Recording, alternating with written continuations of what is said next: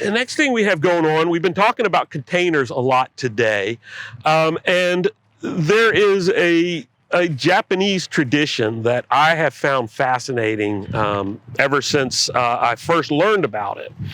And I can tell you exactly when I first learned about it. It was in 1995 when I started working at the Atlanta Botanic Garden.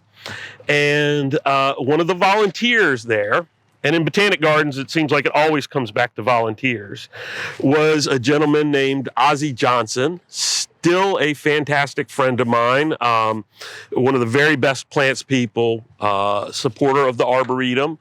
I know he has a planned gift for the Arboretum. And he started telling me about Koten Engei, the practice of the art of Koten Engei, which is a Japanese traditional style of growing plants in very specific types of containers and displaying them in very specific ways. And it was something that really talked to me.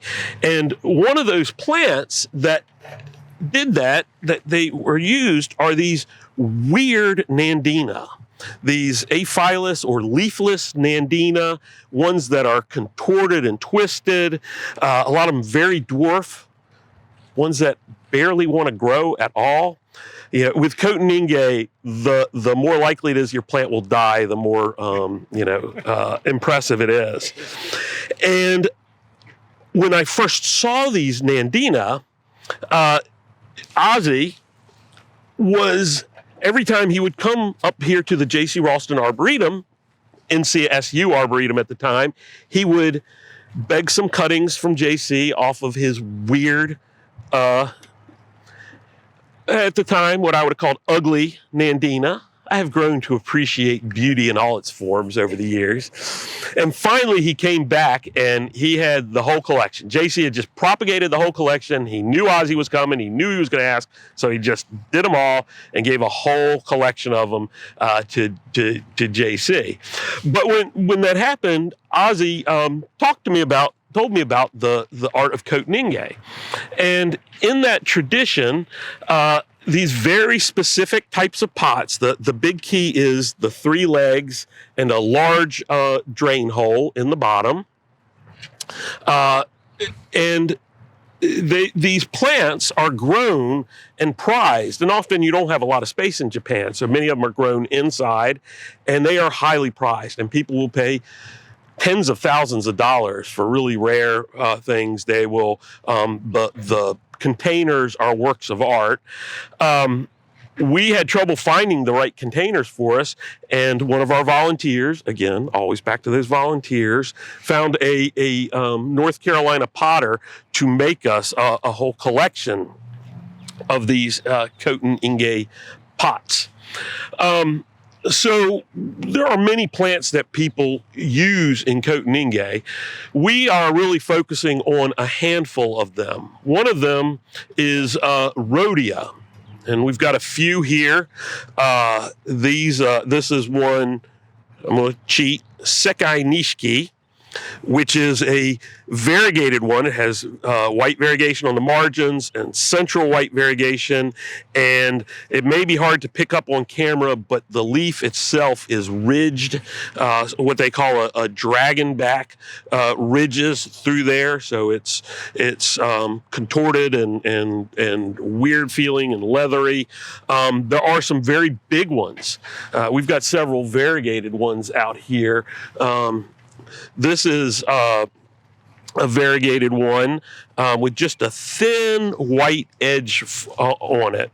Now, a lot of times these are very, Koten Engei plants can be very unstable. So you have to really watch to make sure that you don't propagate the part that's different, or at least you don't keep the same name on it.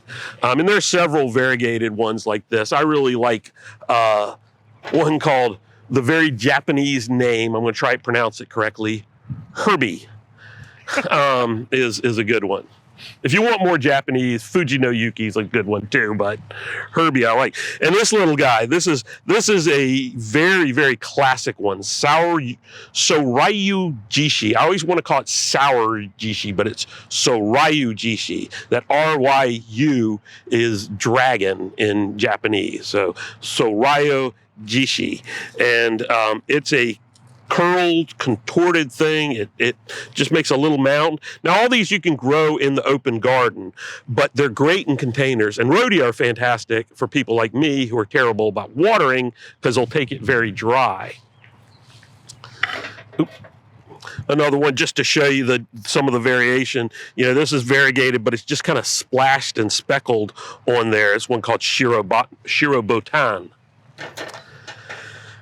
Now, the other group, another group that we are really focusing on, and I love that this was a favorite plant of JC's as well, is a plant called Ardisia japonica, or marlberry. It's in the garden, a little ground covering plant, will grow in deep shade. Now, the really good Koten Engei plants are terrible ones in the garden. They do not spread. They're a little bit miffier, as the British would say. But there are some great ones for the garden, like Shiramen, a little small one, and one that's called Andre the Giant. We have now, I am certain, the very largest collection of Ardisia japonica in the U.S. And Greg and I have talked about going to Japan soon to get some more variation and some more. He's ready to go right now. This is one Nami no Hikari.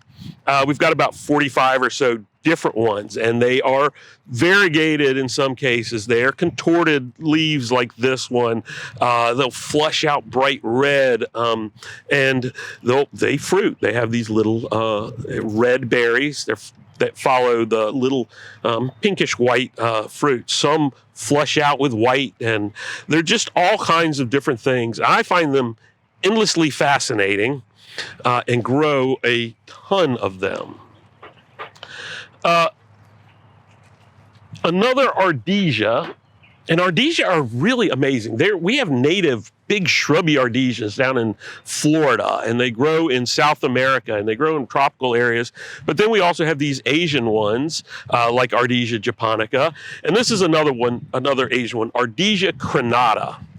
And this is where it's good to know where you're gardening, how you're gardening. In a container, they're fine. I learned this as a house plant called Christmas berry, because it'll become a pretty big shrubby thing and then be loaded with fruit during the winter.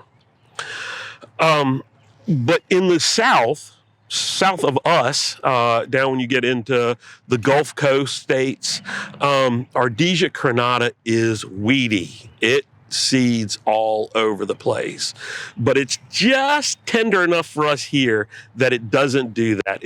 A cold winter will wipe it out.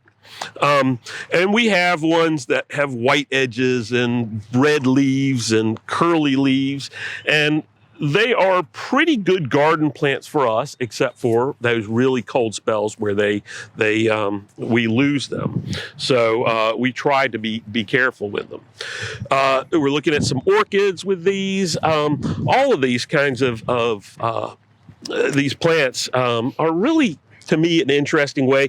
And what I like about it is, much like the containers we've been talking about today that you can do on a patio if you don't have space, a lot of people right now don't have gardens. I know a lot of young people who are growing a lot of tropicals and things as house plants.